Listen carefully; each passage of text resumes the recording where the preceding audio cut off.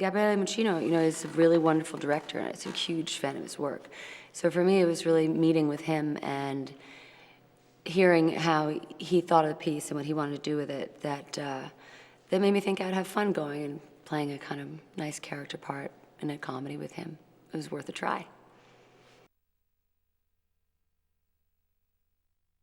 Actually, the only director who shoots like him is, in my background, is Woody Allen. Because he really sculpts his shots. He figures out a whole scene, and he basically does these kind of wonderful, all-in-one sculpted shots that tell the entire scene with very little coverage. And that's a real gift and a talent. I know that Scorsese's famous for doing it. De Palma's famous for doing it. There's a few directors out there that kind of have the courage and the bravado to cover a whole scene in one very well thought through narrative shot.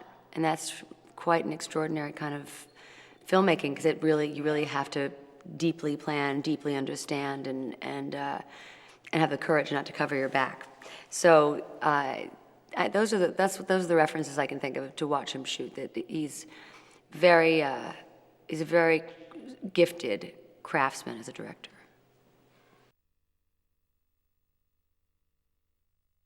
Gerard Butler's very nice. I admired him in 300 a lot, and he's got a lot of presence, and I think he's worked really hard on this piece. He's one of the producers, and I know he's been very dedicated to it.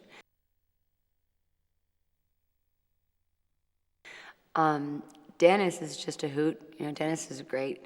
We don't sadly have much to say to each other, but we play a very unhappily married couple, which is kind of a plot point in the story.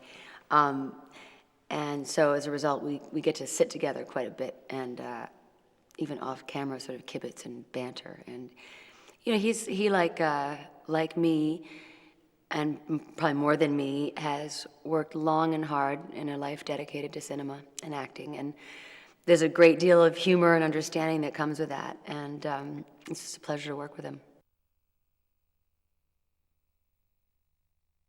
I have been a fan of soccer before. I actually have been to some soccer games in Italy, which is pretty exciting.